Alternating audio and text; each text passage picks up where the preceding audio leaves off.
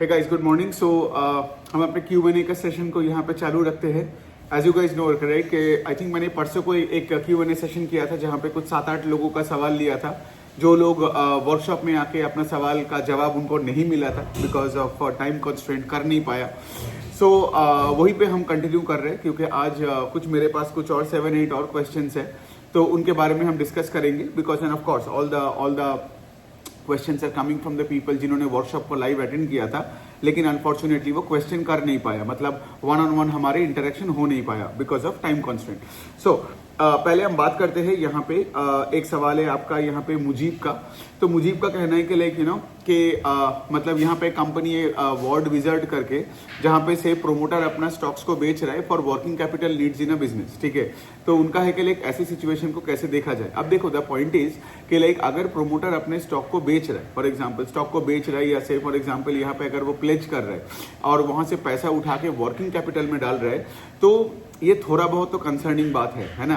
Because working capital के लिए अगर आपने लेट से अपने शेयर्स बेच रहे हो या प्लेज कर रहे हो तो it's never a great sign. मैं बता रहा हूँ क्यों, बिकॉज अगर तुम्हारा बिजनेस अच्छा चल रहा है, अगर तुम्हारा pace of sales growth is very high, अगर तुम मार्केट शेयर कैप्चर कर रहे हो तो basically your working capital funds itself, right. लेकिन कभी कभार क्या होता है ना कि लाइक हम बहुत दूर का सोच के, मतलब बहुत फ्यूचर का सोच के, जब लेट से अभी उतना मीनिंगफुल सेल हमें मिल नहीं रहा है तब जाके हम क्या कर सकते हैं कि वर्किंग कैपिटल में और ज्यादा पैसा बनाया, मतलब लेट से फॉर एग्जांपल के पैसा यहाँ पे डाला। The other reason is like there are many companies which are capex से भी, राइट। केपेक्स मतलब यहाँ पे लेट से उसका वर्किंग कैपिटल रिक्वायरमेंट ही बहुत हाई होते हैं। तो वैसे बिजनेसेस के लिए भी आप देखोगे कि लाइक कांस्टेंट एक कैपिटल मतलब एक रिक्वायरमेंट होता ही रहता है। सो द थिंग इज के लाइक देखो, अब अगर ये कंपनी वर्ड विजार्ड करके ये जो इलेक्ट्रिक व्हीकल का वो 2-व्हीलर वगैरह बनाता है, लेकिन यहाँ पे if you see that you know यहाँ पे if you see that company का सेल्स ग्रोथ नहीं हो रहा है तो वर्किंग कैपिटल में तो और आगे जाके प्रॉब्लम्स आएगा। तो आपको अल्टीमेटली जाके वो सेल्स ग्रोथ के पैरामीटर को ही ट्रैक करते जाना है और देखना है कि अगर pace of sales growth is coming down और कम going up, right. Because if the sales growth चली जाती है बिजनेस पे सो गोइंग फॉरवर्ड आप देखोगे कि लाइक इनका वर्किंग कैपिटल में और भी प्रॉब्लम्स आएंगे और ऑफकोर्स तब ऐसे सिचुएशन में स्टॉक कभी पैसा नहीं बनाएगा।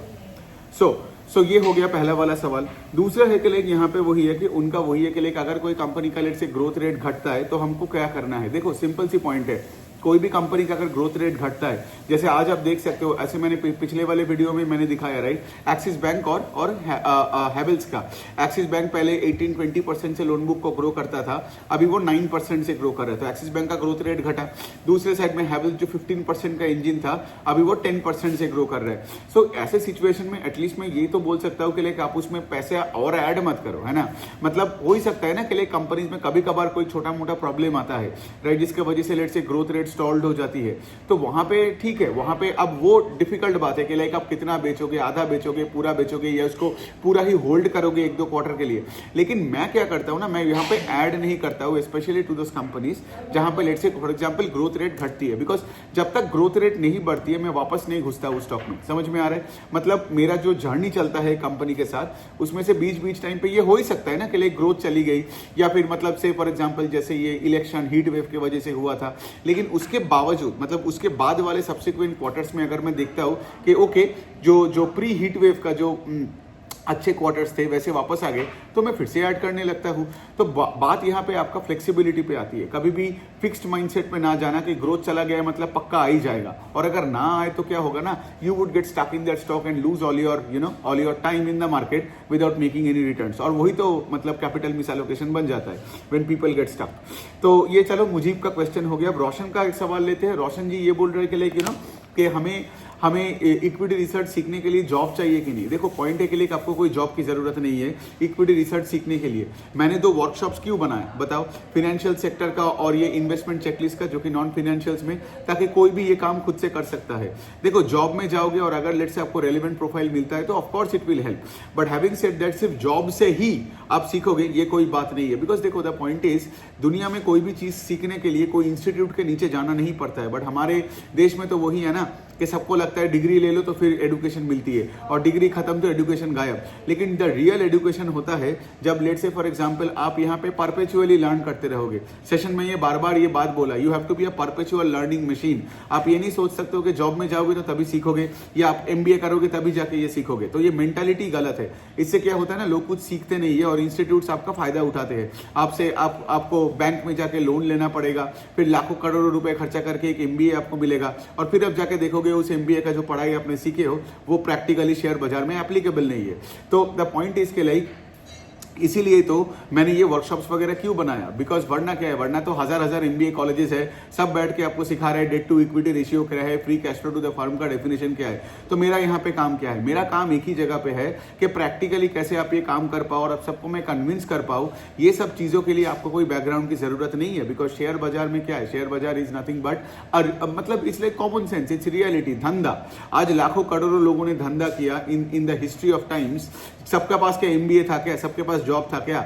इवन आप ये देखोगे आपके फैमिली में अगर कोई बिजनेस किया हो, उसका कोई MBA नहीं है, उसका ढंग का बैकग्राउंड भी नहीं है, लेकिन वही वाला पॉइंट है ना, that person must have had his backs to the wall, और वहां पे उनको समझ में आया कि अगर मैं अपना प्रोडक्ट या सर्विस ना बेचूं तो भाई मेरे घर में किसी को खाना नहीं मिलेगा।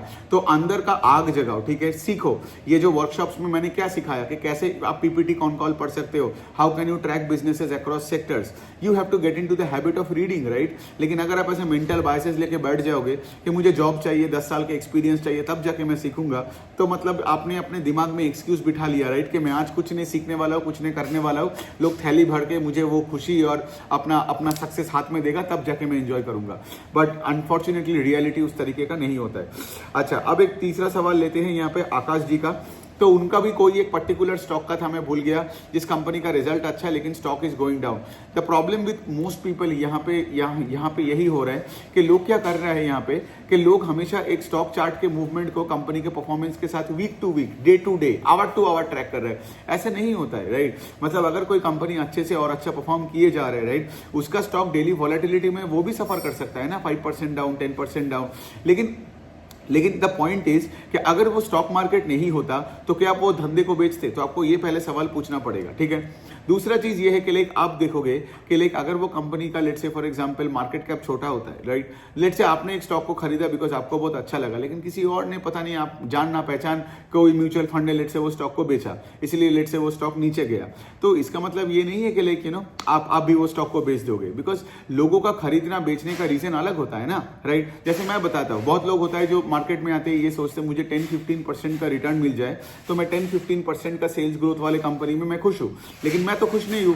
तो जैसे मैं बता रहा हूं कि लाइक मेरा आज कोई पोर्टफोलियो कंपनी जो लेट से 30% से ग्रो कर रहा है वो कल जाके 10% से ग्रो करेगा, तो शायद मैं वो स्टॉक को बेचूं, लेकिन जो मुझसे खरीदेगा उसको शायद 10-15% से बहुत खुश हो। तो इसलिए मैं बता रहा हूं कि लाइक दूसरों का बेचने से आप अपना बेचने का डिसीजन को मत डिसाइड करो, ठीक है। तो पॉइंट यही पे आता है, जब कोई stock on a day to day basis नीचे जा रहा है या मंथ टू मंथ बेसिस पे थोड़ा बहुत फ्लैट है बट रिजल्ट अच्छा है, तो वहां पे आपको डटे रहना है कि रिजल्ट तो अच्छा है, मैनेजमेंट ने अच्छा गाइडेंस दिया है, जो हमने चेकलिस्ट में सारी चीजें डिस्कस किया, राइट। अगर वो सारे पैरामीटर्स ठीक है ना, तो फिर मैं तो देखता ही नहीं हूं कि लाइक भाई वो मेरा stock month to month level, day to day level पे क्या कर रहा है, ठीक है।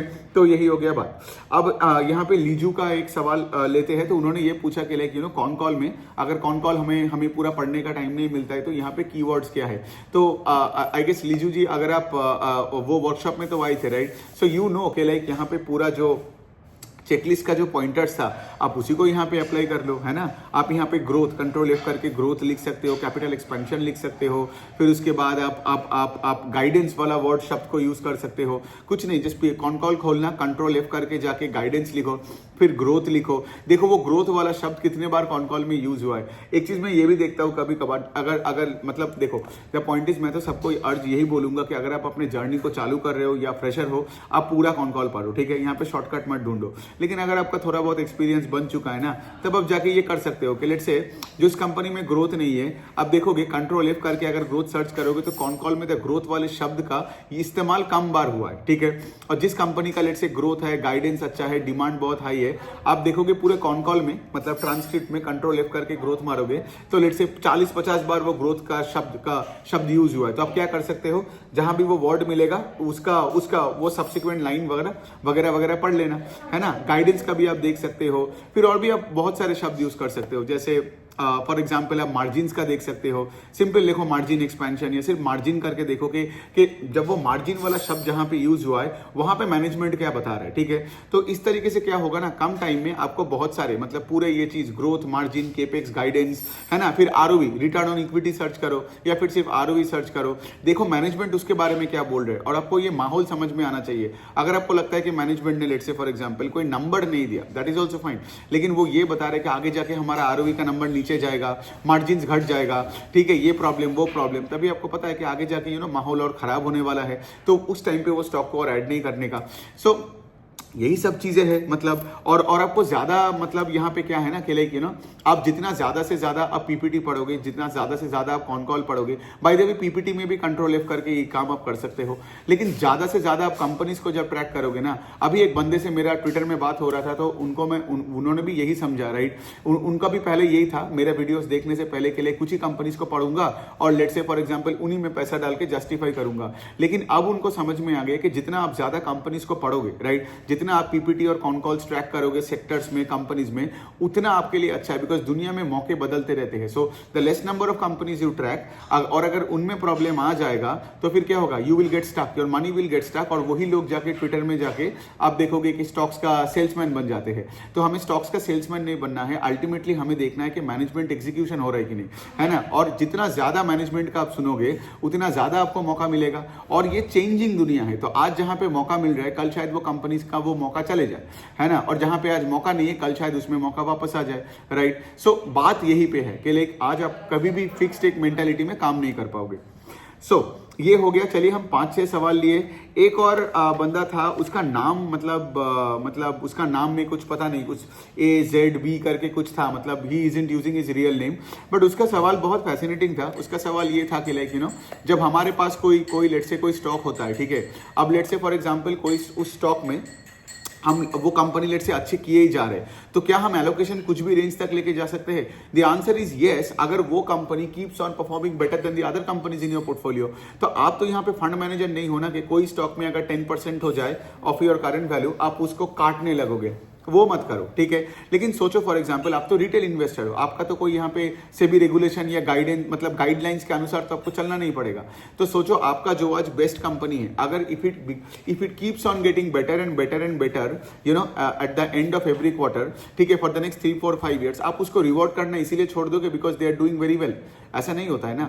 सो the point that I am actually trying to say is के लाइक जो अच्छा कर रहे हैं उसको रिवॉर्ड करते जाओ, ठीक है, और जो अच्छा नहीं कर रहे उसको काटो, या फिर पूरा काटो, आधा काटो, वॉट एवर इट इज, वो अलग बात है, एटलीस्ट उसमें ऐड मत करो। So if the winners keep on performing well they should get more and more of your money. So अगर ऐसा भी हो सकता है कि आगे जाके आपका 3 स्टॉक में लेट से 60% ऑफ योर एलोकेशन हो जाता है, then that's fine, right, because वो 3 company keeps on doing better. हाँ, उनमें से अगर किसी का रिजल्ट खराब हो जाती है देन क्विकली काटना चालू करो और कहीं और जाओ, राइट। लेकिन यही वो बहुत फैसिनेटिंग सवाल था कि लाइक क्या मेरे एक स्टॉक में 50% एलोकेशन हो सकता है कि नहीं? ये तभी हो पाएगा जब वो वाले कंपनी बाकी आपके पोर्टफोलियो कंपनी से बेटर कर रहे हैं, तो जो इंक्रीमेंटल पैसा आ रहा है वो आप उसमें डालोगे, और ऑफकोर्स जो कंपनी वो कंपनी तो अच्छा कर ही रहे तो उसका स्टॉक ऑल टाइम हाई से नया ऑल टाइम हाई में मारेगा, जबकि आपके दूसरे स्टॉक्स अब देखोगे पोर्टफोलियो में नहीं चलेगा। सो ओवरऑल लेवल पे देखोगे उसका percentage allocation to total portfolio value keeps going up, right. So इस तरीके से आपको देखना है, और जैसे मैं बार बार बताता हूं कि लाइक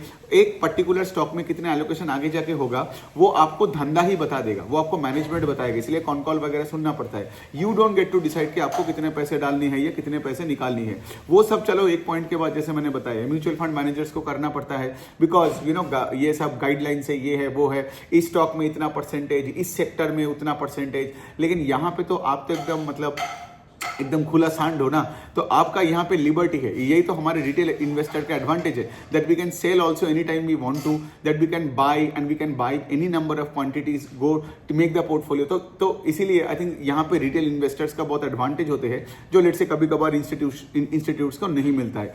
सो एनी विच वे यही तक रखते हैं। चलो 5-6 सवाल आज डिस्कस कर लिया।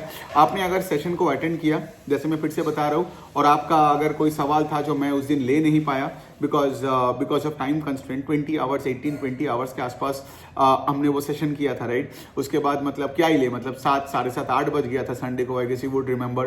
तो आपका अगर सवाल छूट गया हो तो आप मुझे डीएम कर सकते हो या इस वीडियो के नीचे कमेंट में डाल सकते हो। So what I do is I keep notes of this and then of course कल अगर एक और Q&A कल या परसों को अगर मैं करता हूँ तो उसमें I will take up your question. Okay, thank you so much.